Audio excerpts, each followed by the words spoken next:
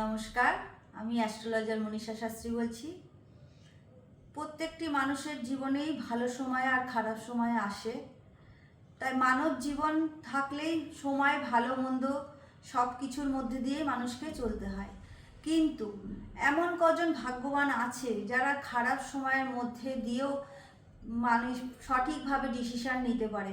কোনো সমস্যা আসলেই কিন্তু মানুষ নাজেহাল হয়ে যায়, চিন্তাগ্রস্ত হয়ে যায়, সমস্ত দিক থেকে তার মানসিকভাবে তারা ভেঙে পড়ে।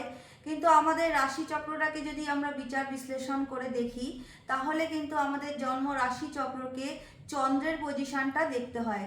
চন্দ্রের পজিশন যদি খারাপ হয়ে যায় তাহলে কিন্তু মানুষের মানসিকতা, মানুষের চিন্তা ভাবনা, মানুষের ধৈর্যের জায়গাটা কিন্তু কমে আসে। তখন কিন্তু মানুষ একটুখানি পরিস্থিতি খারাপ হলেই বা সমস্যা আসলেই সেখানে কিন্তু ভয়ভীতি হয়ে যায়। তাই এগুলো কিন্তু আমাদের রাশিচক্রটাকে ভীষণভাবে দেখার দরকার। চন্দ্র গ্রহটা যদি রাহুযুক্ত হয়ে যায়, চন্দ্র গ্রহটা যদি শনিযুক্ত হয়ে যায়, সেখানে কিন্তু ভীষণভাবে একটা অস্থিরতার ভাব চলে আসে।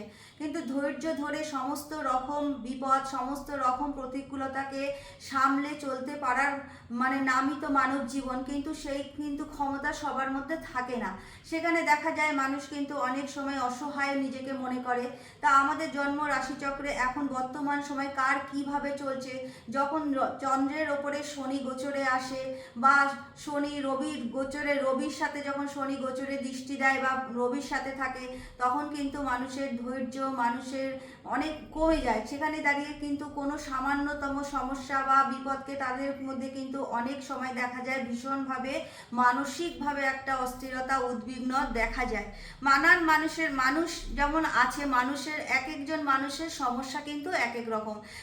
সব মানুষেরই যে সমস্যা একই রকম হবে তা নয়। কারোর সন্তানকে নিয়ে সমস্যা, কারোর অর্থনৈতিক ক্ষেত্রে সমস্যা, কারোর বিজনেস চলতে চলতে বন্ধ হয়ে যাচ্ছে, সেখান থেকে সমস্যা।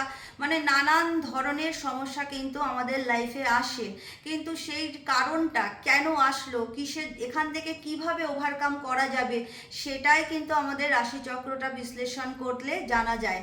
তা এখানে যখন দেখা যায়, হয়তো মানুষ যখন অনেক সময় দেখা যায় যে খুব ভালো চলছিল, কিন্তু হঠাৎ করে তারা এই সমস্যার মধ্যে পড়লো, তখন কিন্তু চারিদিক থেকে একটা প্রবলেম তারা নিজেদের ফেস করতে হয়। সেখান থেকে হঠাৎ করে এই যে সমস্যা ওভারকাম করা কিন্তু খুব টাফ হয়ে যায়।